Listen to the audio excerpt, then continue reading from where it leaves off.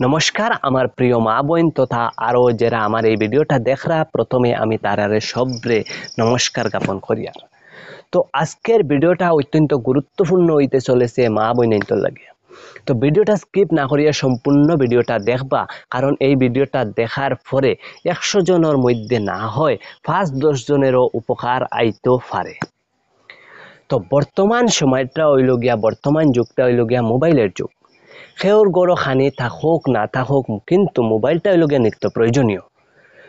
এবং এই মোবাইলের মাধ্যমে আমরা অনেক বালা জিনিসও শিখতাম পারি, খারাপ জিনিসও শিখতাম পারি, বালা জিনিস প্রচারও করতাম পারি, খারাপ জিনিসও প্রচার করতাম পারি। তো বর্তমান সময়ে দেখা যায় যে একদল মহিলা আছে, একদল মেলুক আছে, যে মেলুকেরা কি করে সমাজে খারাপ ভিডিও বানাইয়া, খারাপ শর্টস বানাইয়া, খারাপ রিলস বানাইয়া সমাজটারে দূষিত করার, কলুষিত করার অত্যন্ত প্রয়াস চালার, কিন্তু তারা জিনিসটা বুঝেন না, এর লাগিয়া করেন। তো এই ভিডিওটা সম্পূর্ণভাবে তোমরা দেখো, জিনিসগুলা বুঝবাই। মাতা যদি হয় নির্মাতা, তাহলে দূর হয় সকল দুঃখ ব্যথা। আজকে একটা মেয়ে, কারো মেয়ে, এই মেয়েটা কিছুদিন পর হইবে কারো বউ, এবং এই বউটা কিছুদিন পরে হইবে কেউর মা, এবং এই মা কিছুদিন পরে হইবে কেউর দিদা বা কেউর ঠাকুমা। এবং এই যে মেয়েরার জীবনের বিভিন্ন স্টেপ, এই মেয়েরার জীবনের বিভিন্ন স্টেপে স্টেপে তারার শিক্ষা লওয়া দরকার এবং শিক্ষা দেওয়া দরকার, যেগুলা সুশিক্ষা। কিন্তু আমরা যদি কিছুদিন আগের দিকে দেখি, আমরা ঠাকুরদা বা এর আগের, তো দেখা যায় তারা অনেকেই 2টা বিয়া করতা, 3টা বিয়া করতা, কিন্তু বর্তমান সময়টা তাইয়ের উল্টা হয়ে গেছে গিয়া। অনেক জায়গা দেখা যায় অনেক মেয়ে লোকরা মা বাবার কথা অমান্য করিয়া সে অন্যের লগে ফালাইয়া যার, অনেক বিধর্মীর লগে ফালাইয়া যার। এমনকি অনেক যে বউরার বাচ্চা আছে, বাচ্চা 1-2টা বাচ্চা রাখিয়া তারাও যার গিয়া অন্যের লগে। তো এই শিক্ষাগুলো হইতে কে পার? তোমরা যে নিজের শরীরে দেখাইয়া অঙ্গি ভঙ্গি করিয়া ভিডিওগুলা ছাড়তায়, এই ভিডিওটার মাধ্যমে কতটুকু খারাপ হর এটা তোমরা একবার ভাবিও। আজকে বিভিন্ন দেশে বিদেশে তোমার আপন ভাই আইন না থাকলেও তোমার কাকার ঘরের, ফিসার ঘরের, জেঠার ঘরের, মামার ঘরের ভাই আইন আসুন, কাকা আসুন, জেঠা আসুন, সবে এই ভিডিওগুলা দেখরা, কিন্তু তারা মুখ খুলিয়া তোমরা কইরা না। তোমার চরিত্রটারে এইভাবে গঠন করছো, এবং এইভাবে তোমার চরিত্রটারে গঠন করার ফলে তারা যদি কিছু তোমারে কইন, তাহলে তুমি এই কথাগুলার গুরুত্ব এতটা দিতাই না। এবং তোমার কথা, তারার কথা যদি গুরুত্ব না থাকে তোমার কাছে, তো তারার এই কথাগুলা তোমার কাছে হইয়া লাভ নাই, এর লাগেও হইরা না। তো এই জিনিসগুলা তুমি নিজে নিজে বুঝবার চেষ্টা করো। তুমি একটা মেয়েরে, তুমি একটা ছেলেরে ছোটর থাকিয়া যা শিক্ষা দিবাই, এই শিক্ষাটাই সে বড় হইয়া পাইব। মনে করো একটা মেয়ে তোমার কাছে চাইলো, বাবা আমার ছোট ড্রেস দাও। তুমি যদি ছোট ছোট ড্রেস তারে আনিয়া দাও, দিতেই পারো, ছোট সময় কোনো অসুবিধা নেই। কিন্তু ব্যাপারটা হইল, এই যে পরিধান করার অভ্যাসটা, এই অভ্যাসটা ওই যার তার, এবং এই অভ্যাসটা হইবার পরে বড় যে সময় হইব, তখন সে আর বড় ভালো শালীনতার পূর্ণ ড্রেসগুলা লাগাইতে সে চেষ্টা করতো না, বা লাগাইয়া আরাম পাইতো না। এর লাগিয়া আমরা ছোটর থাকিয়া তারারে ধার্মিক মঙ্গল বেশ পরিধান করত, যে ড্রেসগুলায় নিজের শরীর দেখা যায় না, নিজের শরীরের বিভিন্ন পার্টসগুলা দেখা যায় না, এইভাবে তারা ড্রেস পরিধান করত। তো এই প্রসঙ্গে আমি তোমার লগে একটা গল্প শেয়ার করি, আর যে গল্পটা হইল গিয়া একটা মেয়ে এবং একটা বাবার। তো মেয়েটা প্রায় ম্যাচিউরড হয়ে গেছে গিয়া, এর লাগিয়া বাবায় মেয়েরে ডাইরেক্টলি না বুঝাইয়া এই গল্পের মাধ্যমে ইনডাইরেক্টলি কিছু বুঝাইবার চেষ্টা করছে। তো যারা এই ভিডিওটা বা এই গল্পটা শুনবা, তারাও এই প্রসেসটা প্রয়োগ করতে পারবা। তো কোনো একটা মেয়ে আসিল কোনো একটা জায়গার মাঝে, এবং তার বাবা আসিল, এবং মেয়েটার মা নাই, বাবার অত্যন্ত আদরী মেয়ে। তো অত্যন্ত সুন্দরভাবে পালন পোষণ করিয়া বাবায় 12-13 বছরের বানাইছে, অত্যন্ত আদর করিয়া। মেয়েটা যা হয় তাই বাবাই দেয়। কিন্তু 12-13 বছর যখন হইছে তখন মেয়েটা বাবার কাছে একটা মোবাইল দাবি করছে। তো বাবাই কইল, তো এখন তো তোমার মোবাইল দিবার সময় নাই, মোবাইল লইবার সময় নাই, আমরা কিছুদিন পরে একটা মোবাইল কিনব।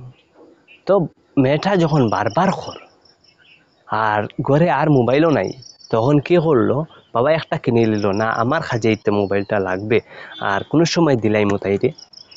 তো এই ভাবিয়া সে একটা মোবাইল কিনলো, এবং মোবাইল কেনার পরে বাবার তো আর এমন কিছু দেখবার নাই, করবার নাই, কিন্তু মেয়েটা সব সময় এই মোবাইলটা লইয়া ভিডিও গেম খেলার থাকে, আরও বিভিন্ন ভিডিও দেখার থাকে, বিভিন্ন ড্রেসের বিষয়ে দেখার থাকে, বিভিন্ন আরও অনেক কিছু দেখার থাকে। পড়াশোনার থেকে এমন ধীরে ধীরে উঠি যায়। তো বাবার কাছে একদিন সে দাবি করলো একটা ড্রেস আনবার লাগিয়া দুর্গা পূজার আগে। তো সে কি করলো, এই মোবাইলের মাধ্যমে অর্ডার দিল এবং একটা ড্রেস আনলো। আনার পরে যে ড্রেসটা আনলো বাবায় দেখার পরে ড্রেসটা বাবার মনে মনে পছন্দ হইল না, কিন্তু সে কি করবে আর, যখন আনছে মেয়ে লাগাইতো তো লাগাও। এবং একদিন মেরে লইয়া এই ড্রেসটা মেয়ে পরিধান করছে এবং সে কোথাও কোনো একটা জায়গার মাঝে ঘুরতে গেছে। তো ঘুরাত যাইবার সময় রাস্তার মাঝে অনেক ছেলেরা এই মেয়েটারে দেখিয়া মানে দেখের কুদৃষ্টিদের, তারপর অনেক কথাবার্তা কর, আর মেয়েটা পিছনে পিছনে যান। এই সমস্ত জিনিস দেখিয়া বাবার অনেক খারাপ লাগছে, এবং বাবা যখন বাড়িতে আইছে তখন মেয়েটারে কইছে, মা আজকে তোমার সাথে আমার কিছু কথা আছে। মেয়েটা কইছে, হ্যাঁ ঠিক আছে। তো তারপর মেয়ের বাবায় মেয়েরে কইল, তুমি কোন কোন ধাতুর নামের বিষয়ে জানো, এই কিছু আমার নাম কও। তো মেয়েটা বলল, লোহা, রূপা, সোনা, তামা, হীরা, এগুলোর নাম কইল। তো বাবায় মেয়েরে প্রশ্ন করলো, তাইলে প্রথমে তো লোহার নাম কইলে, লোহাগুলা আমরা দোকান পাটে কিভাবে বিক্রি হয়? তো মেয়েটা কইল, এই তো আমরা দোকানপাটে যাই, দেখি লোহা রাখা আছে সামনে, যদি আমরা লোহার রড কিনবার হয় ঘর বানাইবার লাগিয়া, তো রাস্তার সাইডে ফেলাইল থাকে, আমরা কিনিয়া লইয়াই হই। তো মেয়েটা কইল, আচ্ছা ঠিক আছে। এরপরে বাবায় কইল যে রূপা কিভাবে রাখা হয়? তো রূপা তো যারা স্বর্ণ অলঙ্কার বেচে, যাদের এই জুয়েলারি দোকান, তাদের দোকানে যাওয়া লাগবো, এবং তাদের শোকেসের মধ্যে কিছু রূপার জিনিস সাজাইল থাকে, এখান থেকে আনা যায়। তারপর কইল, সোনা কিভাবে রাখা হয়? তো মেয়েটায় কইল যে সোনা তো এই রূপা যেভাবে রাখা হয় এইভাবে রাখা হয় না, সোনাটা কিন্তু একটু লুকাইয়া রাখা হয়, এটার থেকে একটু সেভে সাবধানে রাখা হয়। হয়তো কোনো খারাপ মানুষ হইলে এই এই জিনিসগুলার প্রতি খারাপ নজর পড়তে পারে, তার লোভও জাগতে পারে এবং সে নিয়ে যাইতে পারে। তারপরে বাবাই কইল, তাইলে হীরা কিভাবে রাখা হয়? তো হীরা তো আরো সংরক্ষণ করিয়া, আরো যেভাবে তালা মারিয়া খুব মানে সংরক্ষণ ভাবে রাখা হয়। তো মেয়ের বাবাই কইল, দেখো, যা জিনিস দামি জিনিস, যা জিনিস মূল্যবান জিনিস, তা অত্যন্ত সংরক্ষণ করিয়া রাখা হয়, এবং যা জিনিস দামি নাই এইভাবে খোলামেলা রাখা হয়।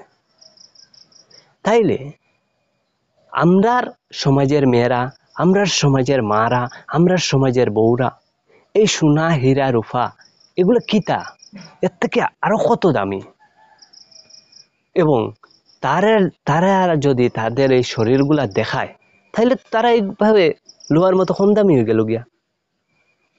তো তুমি চিন্তা করো, তুমি দামি না তুমি কম দামি? যদি কম দামি যদি হয়, যেগুলা খারাপ জিনিস, এগুলার প্রতি মানুষের দৃষ্টি কম যায়, এবং ভালো জিনিসগুলো যদি খুলিয়া রাখা হয়, তাহলে মানুষের দৃষ্টি স্বাভাবিক পড়ব। এবং কুদৃষ্টি পড়ার ফলে মানুষ কুব্যবহার করব, মানুষের মানসিক অবস্থা খারাপ হইব। তো তুমি চিন্তা করো। তো এই গল্পের মাধ্যমেই বাবায় মেয়েটারে বুঝাইলো এবং মেয়েটা সব জিনিসগুলা বুঝতে পারলো এবং বুঝতে পারার পর সে তার আচরণ সে বদলাইলো এবং সুন্দরভাবে জীবনযাপন করতে লাগলো সে। তো আরো অনেক কথা আছে, তো এই কথাগুলা আপনারা নিশ্চয়ই বুঝরা কি টপিক লইয়া আমি ভিডিও বানাইতাম চাইছিলাম, আর কি কিছুটা আপনাদের কাছে তুলিয়া ধরছি, আর বাকিগুলা আপনারা প্রত্যেকের ব্যক্তিগত ব্যাপার। যে বা যারা এই ধরনের ভিডিও তৈরি করেন বা এই ধরনের পোশাক পরিচ্ছদ পরিধান করেন, তো এই পোশাক পরিচ্ছদ পরিধান আপনারা করতে পারেন, কিন্তু আপনার বাবা মা আশেপাশের লোকজন আপনার এই ব্যবহারগুলা কিন্তু ভালো চোখে দেখছে না। যদি আপনারা এই ধরনের যাহারা খড্ডা তারা যদি আপনারা এই ধরনের যেটা ব্যবহার এই ধরনের আচরণ যদি আপনারা পরিবর্তন করিলেন, তারা অনেক খুশি হইব। অনেকে কিবা আপনারা আইয়া হইতেও পারে, না হইলে ও অনেক খুশি হইব এবং সমাজের পক্ষে এটা অনেক ভালো হইব। আমরা সামাজিক জীব, মানুষ সামাজিক জীব, গরু ছাগল ভেড়া এগুলো সামাজিক নয়। তো সামাজিক জীব হইতে হইলে আমাদের সমাজের প্রতি যেটা কর্তব্য থাকে এই কর্তব্যটা পালন করতে লাগে, আর এটাও একটা সামাজিক কর্তব্য। কারণ আপনার এই কার্যকলাপগুলো সমাজের মধ্যে প্রভাব বিস্তার করে এবং সমাজের মাধ্যমে সমাজে আপনার মাধ্যমেও কিছু শিখতে পারেন। হয়তো অনেকে শিখেন না, কিন্তু আরও অনেকে আপনার মাধ্যমে এইগুলাই শিখব। আপনি যদি বালা প্রচার করেন, আপনি যদি পরিবর্তন হয়ে যান, তাহলে কেউ যদি আপনার কাছ থেকে কিছু শিখিয়া থাকে তখন আর এটা সেও পরিবর্তন হইতে থাকব। তো আপনারা আমার এই ভিডিওটা দিলাম, আমার মনের মধ্যে আপনার কাছে এই কথাগুলা কইবার লাগে একটা মানে অত্যন্ত ইচ্ছুক ছিলাম এবং এর লাগেই আমি আপনারা এই কথাগুলা কইলাম। যদি ভালো লাগে তাহলে ভিডিওটা অবশ্যই শেয়ার করবা আর লাইক কমেন্ট করবা। তো ধন্যবাদ সবে ভালো থাকবা।